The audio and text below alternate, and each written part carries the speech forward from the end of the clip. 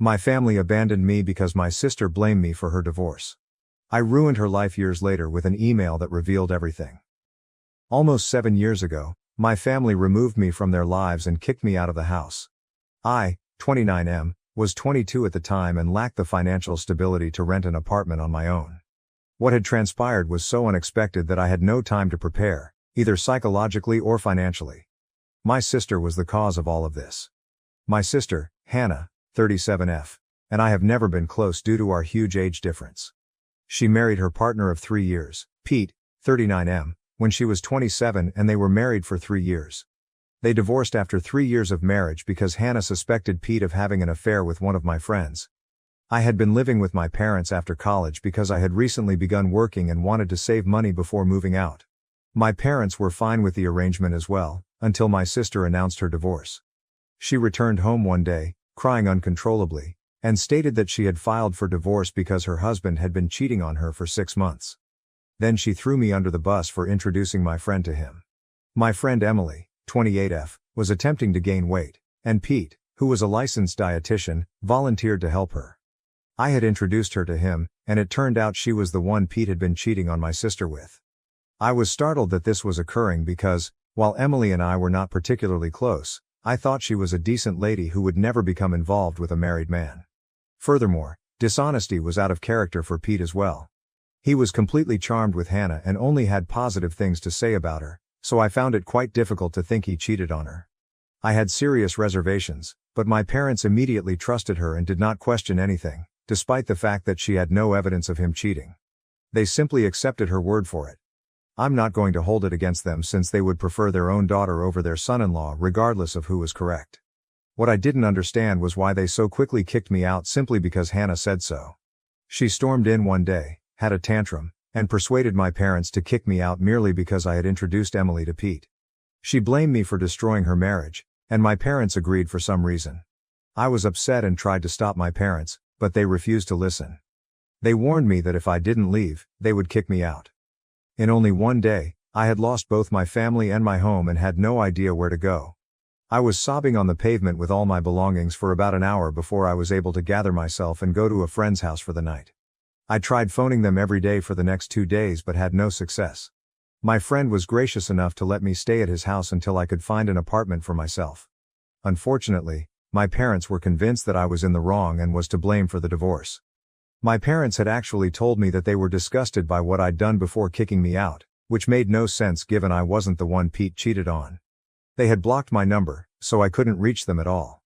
When I attempted to visit them, my mother threatened to call the cops if I did not leave. After that, I concluded they were serious and blamed me for whatever had transpired. I don't suppose I had any reason to be surprised, given that my sister was always the favorite child. My parents had never intended for a second child, so I was constantly sidelined. While I didn't care for it growing up, I had no idea it would lead to something so significant. Thinking about it now, I suppose I should have seen it coming, but honestly, I don't think anyone in my position could have anticipated something like this. Anyway, for the following few weeks, I tried to figure things out on my own. Since Hannah and my parents had effectively cut me off and I had no way to contact them, I couldn't chat with Pete since he had also blocked me, which made no sense to me. I couldn't find him either because Hannah and Pete had moved out of the house they shared and gone to live with their separate parents. So, with no way to contact anyone involved, I turned to Emily, my last choice for finding out the truth. As I previously stated, Emily and I were not very close, but I had to do what was necessary. I asked to meet with her one day and explain the problem. I questioned her if Hannah's claims about the affair were accurate and she flatly denied it. To be really honest, I believed her. Emily told me that she'd only seen Pete a few times, and just professionally, so there was nothing going on between them. She had no understanding why Hannah would say such nasty things about her. She even told me she'd had a stable partner for a couple of years and was planning to marry in a few months. She even showed me photos. What Emily told me was far more believable than anything Hannah stated. I had no proof, but I knew Hannah was lying about the real cause for the divorce. However, because I lacked proof, I was unable to return to my family, and I could not have returned without it. Back then, I was yearning to return to my family because I missed them so much, despite all they had done to me. With time, I was able to overcome it and move on with my life. I found a place and made my employment the focus of my life so that I could distract myself. I also needed to pay the bills, so it was a better way to cope than sitting around feeling unhappy. I was hurting a lot because I didn't have any other options, but I knew I had to keep on, with or without the support of my family. Years have passed and I am doing a lot better in life. I relocated from my small apartment to a much larger one, and I even proposed to my girlfriend of 2 years about a week ago. Our engagement post proved to be a game changer for me. Just a few days after that post, I received an email out of nowhere that not only revealed the full tale of Hannah's divorce, but also provided all of the answers I needed, along with documentation. My fiancée, Liza, 30F, normally just posted about us on Instagram, but the photo from our engagement ended up on her Facebook feed, where she had a larger audience. It was a public post, so a lot of people saw it, including my ex-brother-in-law Peter. He happened to be someone my fiancée met at a conference a few years ago, since she was a doctor, and she ended up joining him on Facebook, where he found me. It truly is a tiny world, and for the first time, I felt pleased with it. Pete contacted me a few days after we posted, but instead of texting me on social media, he chose to send an anonymous email. He subsequently claimed that he did this so he wouldn't feel strange about what he was doing, as it had been several years since his divorce, and he didn't want to appear like a disgruntled loser who hadn't moved on from what happened. Besides, he was the one who blocked me in the first place. So he felt strange and guilty about getting back in touch with me about something that happened so many years ago. The email contained the entire tale and documentation of what happened 7 years ago. When I finished reading it, I couldn't believe my eyes. Apparently, my sister was the one cheating on Pete, not the other way around, as she had been telling us for so long. Not only was that a massive lie, but she had been cheating on Pete with a friend of mine, just as she had accused him of. My friend Frank, 28M, worked as a clerk at a grocery store near Hannah's house back then. I would never have noticed the connection myself because I had never seen them together. I suppose they had kept it sufficiently under wraps, but not enough for Pete to find out. When questioned, Hannah told Pete that it was all my fault because I had introduced her to Frank and even told her how much he needed her help because he was an aspiring singer and she was a really excellent singer herself. She agreed to help him, and they were in love before they realized it. She even admitted that I was involved and had helped them keep things quiet for so long. All of this was obviously a fabrication, and I had no idea Frank and Hannah were up to anything. Pete was enraged when he found out and blocked my entire family, which he now admits was idiotic of him. However, he was so enraged that he didn't think much about his conduct. Of course, he told me all of this in person because the email was designed to be as impersonal as possible. He did not want it traced back to him, but I figured it out. He had provided copies of emails between my sister and Frank in which they discussed how easy it was to dupe Pete. The emails were filled with declarations of love and plans for where they would meet next. Hannah couldn't refute any of this because she signed off on the emails with her middle name, which few people were aware of. I had her dead to rights. After combing through Liza's Facebook friends, I concluded that Pete must have sent me the email. My gut intuition told me that it had to do with social networking. When I eventually discovered Pete on her friend list, I contacted him. We planned to meet a few days ago, and he informed me that he learned about what Hannah had told her family from Emily, who had met him a few years before. I had told Emily to keep my side of the story a secret, and I was cursing myself when I realized that if I hadn't said that, she would have informed Pete about it, and I would have been able to prove my innocence a long time ago. Anyway, Emily and Pete ran into one another a few years ago, and she ended up questioning him about their divorce. They started conversing and he eventually learned what Hannah had told us. He said that he wanted to speak with me about it and tell me the truth. But he didn't because he felt strange. I swear, if Pete hadn't been so easily embarrassed, my life would have been much easier. I did forgive him though, since I needed his cooperation to completely destroy my sister, and I knew he would agree.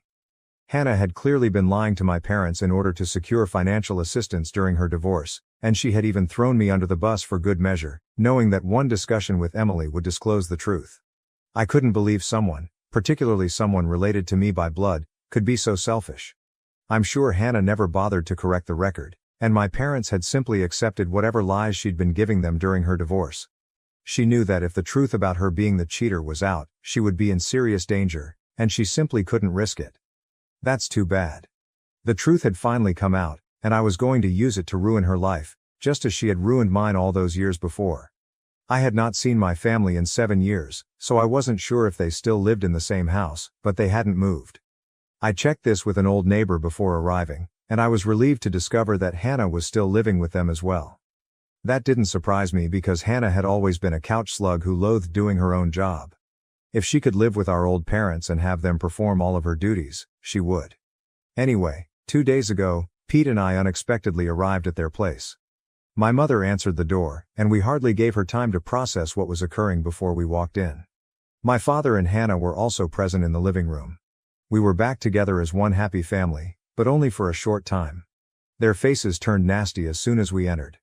My father instantly threatened us, saying he'd call the cops if we didn't leave. But I shot back, telling him he could do whatever he wanted once he saw the documents we were about to show them. My parents looked perplexed, but Hannah looked like she was about to vomit and excused herself, heading to her room. I assumed she was trying to flee, but there was no use in doing so. Pete then proceeded to show my parents the divorce papers and screenshots of Hannah and Frank's correspondence, while I described the true story. Pete also told my parents that Hannah had to give up our family heirloom, my grandmother's diamond ring. In the settlement, she had to sell the ring because she couldn't afford to pay him the money. She is a high school teacher. My parents were already terrified by what we had told them, and this was simply the cherry on top. We watched the drama unfold as my father demanded an explanation from Hannah for all that had occurred. Despite all of the evidence against her, she continued to lie and cover up the truth, so my father kicked her out. He packed her belongings for her, handed her the bags and then told us all to leave their house. I didn't need to be told twice before leaving with Pete, as my sister cried and pleaded with my parents to let her back in, just like I did all those years ago. This was excellent karma, and I could not be happier. It's been a few days since then, and my sister just arrived at my house a few hours ago, insisting that I immediately make amends with my parents. I had no idea how she located me, but I informed her that I no longer owed her anything. She had ruined my life once, so I returned the favor and we were now equal.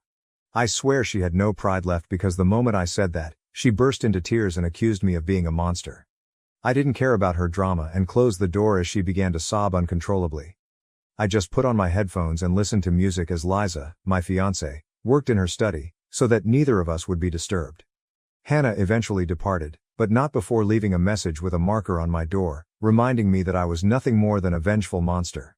To be honest, I see nothing wrong with what I did and have no regrets. But Hannah appears to believe that I am the villain here. I just did to her what she had done to me some years ago, only I told the truth, whereas she did nothing but lie and threw me under the bus.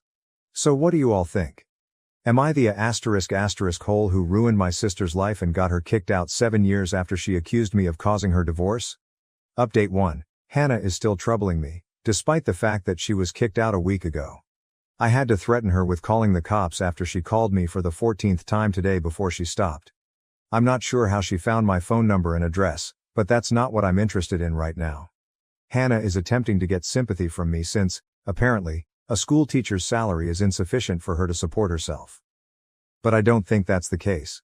She's just furious that she has to seek a home and pay her own rent, energy and groceries now that our parents have booted her out. I don't feel really sad for her.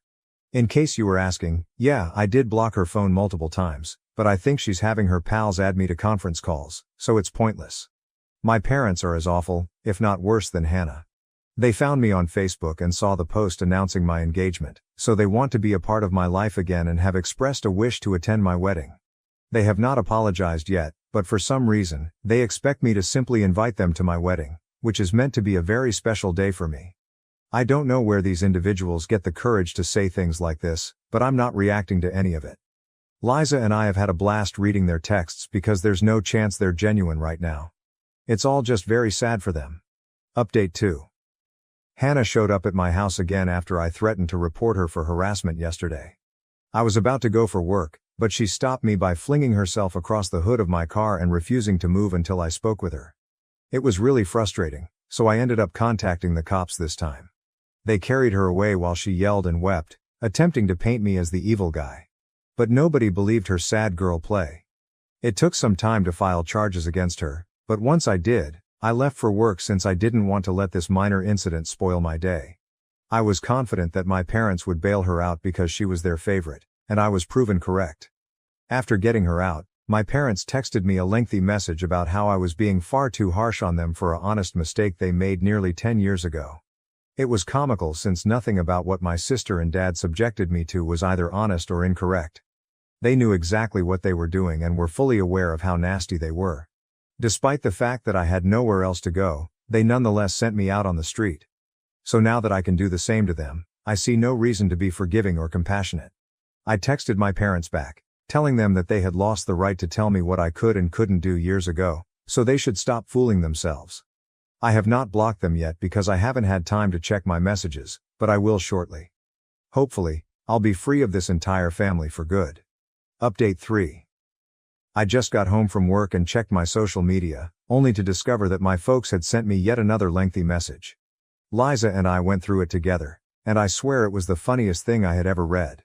I suppose the poor people are unaware that nothing they say or do today will cause me any harm. I am just giggling at how delusional and sad they are. Apparently they still consider us to be family, and they have taken Hannah back in. They've decided that both of their children need a second chance, as if I've ever done anything wrong. So while they have welcomed my sister back in, they also expect me and Liza to come to their house shortly for dinner so that we may settle our disagreements civilly before the wedding. It was bold of them to think that I would want them at my wedding in the first place. We got a good laugh at their dumb message. After that, I wrote back, indicating I had no interest in anything they had asked us to. I was content living away from them, as I had for the previous 7 years. They had shown me that I was better off without them, and I would be eternally grateful for that. I didn't need them anymore, and I didn't want their supposed forgiveness. They may continue to play happy family with my sister as they had done so far. With that last text, I blocked them for good since I no longer wanted the chuckles. I was done, and I was leaving. I'm sure they'll try to contact me in some way soon, but unfortunately for them, I'm done with it. Liza is the only family I need for now, and I'm content with just her. Unfortunately, my dad and sister have never been able to think beyond themselves, and I doubt they ever will. So the next time they contact me, they will speak with my lawyer, and that is a commitment.